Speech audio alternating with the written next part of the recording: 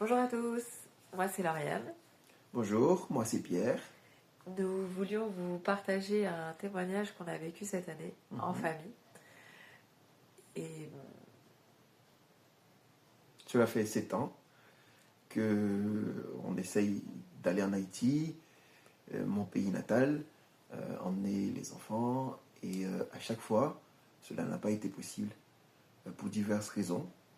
Et on priait, on demandait conseil, on demandait à la famille sur place, et on n'a jamais eu de feu vert jusqu'à cette année, en novembre 2025.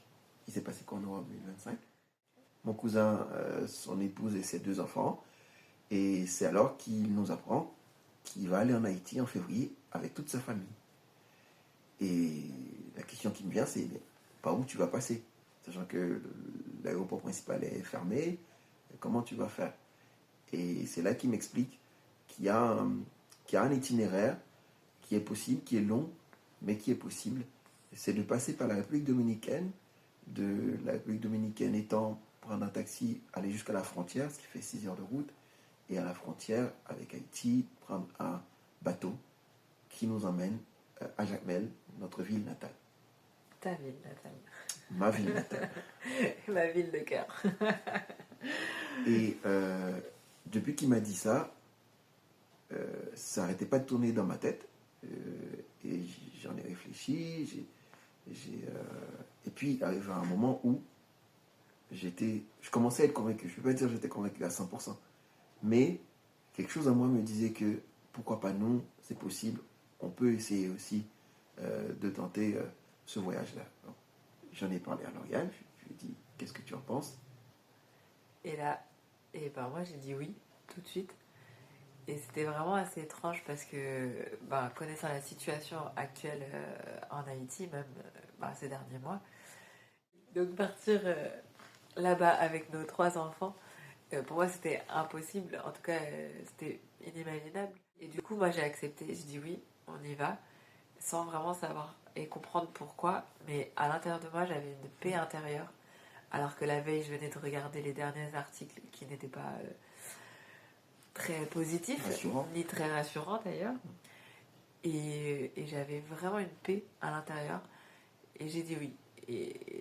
Et du coup c'est vrai que cette paix-là, où moi qui suis plutôt anxieuse, c'était un peu bizarre, mais je sais que quand cette paix-là, elle est à l'intérieur de moi, c'est aussi un signe que Dieu est là et fait partie de, de ce plan.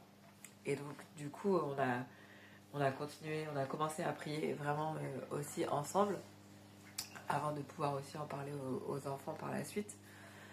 Et ouais, puis ça faisait penser aussi un peu à dans Hébreux 11 au verset 6, quand Abraham il est allé par la foi dans le pays, en fait, en tout cas quand Dieu lui a dit maintenant tu y vas, il savait pas où est-ce qu'il allait aller, par où est-ce qu'il allait passer, mais il savait qu'il allait avoir un héritage, qu'il allait avoir quelque chose, et il faisait aussi confiance à Dieu.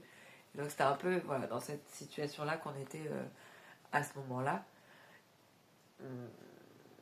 Oui, malgré aussi que les familles, en tout cas la famille de mon côté aussi, J'avais beaucoup de questions. avait beaucoup de questions, n'était pas très rassurée par rapport à ce que l'État français aussi disait, et pouvait dire en tout cas de cette situation-là. Et donc du coup, nous, on s'est vraiment mis dans la prière pour être sûr que ça faisait, que c'était Dieu qui voulait qu'on fasse ce voyage avec les enfants. Et en tout cas, voilà comment a commencé ce voyage, cette histoire.